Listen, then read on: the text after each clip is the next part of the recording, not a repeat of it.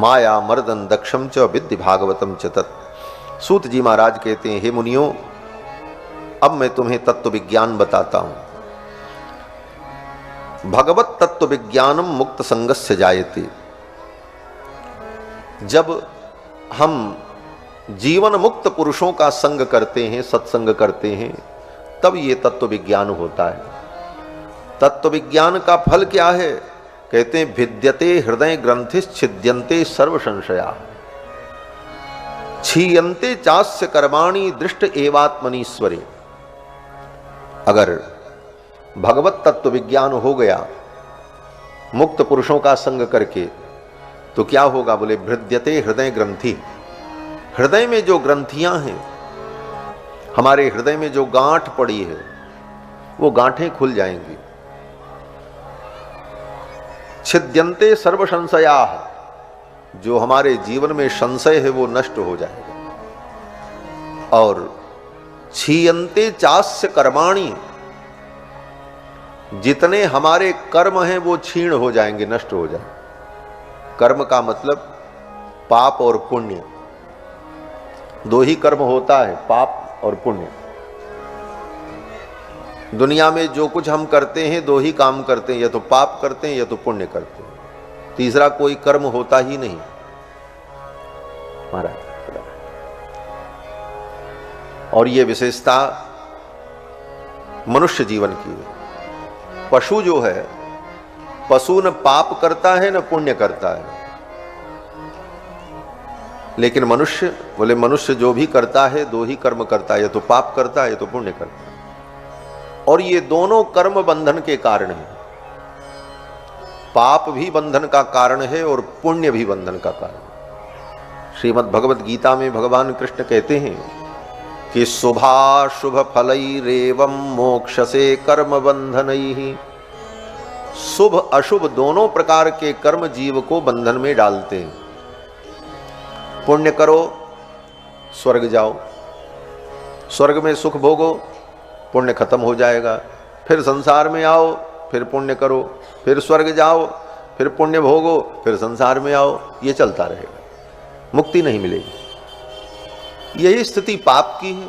पाप करो, फिर पाप का फल भोगने के लिए नरक में जाओ, पाप का फल भोग लिया, पाप खत्म हो गया, फिर संसार में जीव आएगा, फिर पाप करेगा।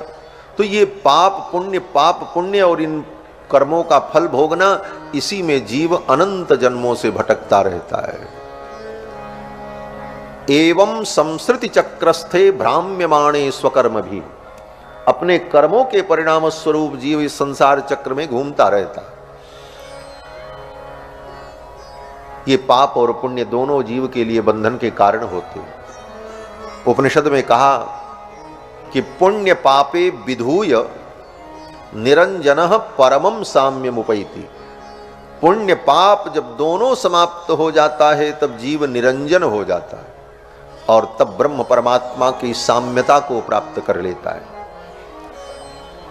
गोपियों को गोविंद मिले रास मंडल में, लेकिन कब मिले? जब गोपियों का पुण्य पाप दोनों समाप्त हो गए, कर्म बंधन मुक्त हो गए। प्रसंग आता है, सुखदेव जी वर्णन करते हैं, राजन, जब गोपियां रास मंडल में जाने लगीं तो उनके घर वालों ने उनको पकड़ करके बंद कर दिया, घर में जाने ही नहीं दिया। अंतरगृह गता काश्चित गोप्यो लब्ध विनिर्गमाः। उन गोपियों को ले जाकर के घर में बंद कर दिया, जाने नहीं दिया। भगवान के वियोग में गोपियों को दुख हुआ, और भगवान के विरह में जो गोपियों को दुख हुआ, उस दुख में गोपियों के जन्म जन्म के जो पाप थे वो नष्ट हो गए। तीव्र ताप धुता अशुभा, जो उनके अशुभ कर्म थे, पाप थे, वो कृष्ण के वियोग के ताप में जल गए। और फिर गोपियों ने अपने ही घर में बैठे बैठे भगवान कृष्ण का ध्यान किया, तो ध्यान प्राप्ता च्युता शेषो निर्वृत्या क्षीण मंगला। भगवान का जब ध्यान किया तो उस ध्यान में जो आनंद का समुद्र उमड़ा, उस आनंद समुद्र की लहरों में गोपियों के जन्म जन्मांतर के जितने पुण्य थे वो विलीन हो गए, नष्ट हो गए। गोपियों का पाप और पुण्य जब दोनों समाप्त हो जा गया, तब गोपियां कर्म बंधन से मुक्त हो गई। सद्यः प्रक्षीण बंधना, सुखदेव जी कहते हैं वो प्रक्षीण बंधना हो गई, उनका बंधन खत्म हो गया। क्यों? बोले पाप पुण्य खत्म, कर्म खत्म, तो कर्म का बंधन भी खत्म, कर्म बंधन मुक्त हो गई। परिणाम बोले जहुर गुणमयम देहम सद्यः प्रक्षीण बंधना, उनका जो देह था उनके घर में रखा रह गया, शरीर घर में बंद पड़ा है, और गोपियां आत्म रूप से रास मंडल में पहुंच गईं, देह बंधन से मुक्त होकर। ये रासलीला का रहस्य था। रासलीला में कोई गोपी शरीर से गई ही नहीं थी। ये आजकल के अरे गहरे नत्थु खैरे कहते हैं कृष्ण ने रासलीला की, गोपियों के साथ नाच रहे थे, हम नाचें तो क्या बुराई है, भगवान ने भी तो ऐसा किया।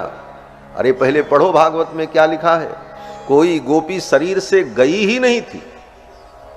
दसम स्कंद के वो 5 अध्याय पढ़ लेना, सब गोपियां अपने अपने घर में थी।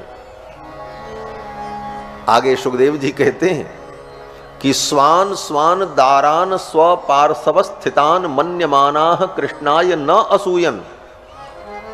ब्रज के उन गोप ग्वाल बालों ने अपनी पत्नी को, अपनी बेटी को, अपने घर की स्त्री को अपने ही पास देखा, वो सब उन्हीं के पास थी, इसलिए किसी ने कृष्ण की निंदा नहीं की। कृष्णाय न असूयन, तो जिसकी बहन बेटी रासलीला में गई उन्होंने तो निंदा ही नहीं की, और तुम कहानी बता रहे हो। भगवान श्री कृष्ण की इस दिव्य लीला में गोपांगनाएं आत्म रूप से पहुंची। वह ध्यान की और चिंतन की पराकाष्ठा में आत्म रूप से गोपियों ने रास मंडल में सहभाग किया और भगवान की लीला का दिव्य अनुभव किया।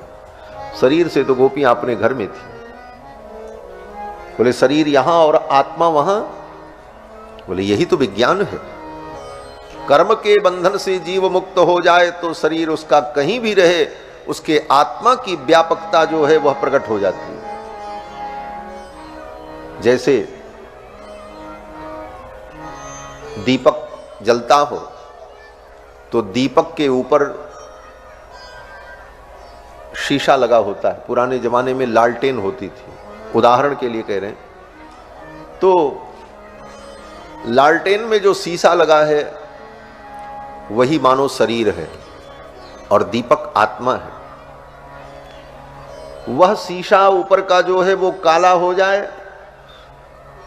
बोले लालटेन जलाओ फिर भी प्रकाश कहीं नहीं जाएगा, उसी के अंदर बंद करके रह जाएगा।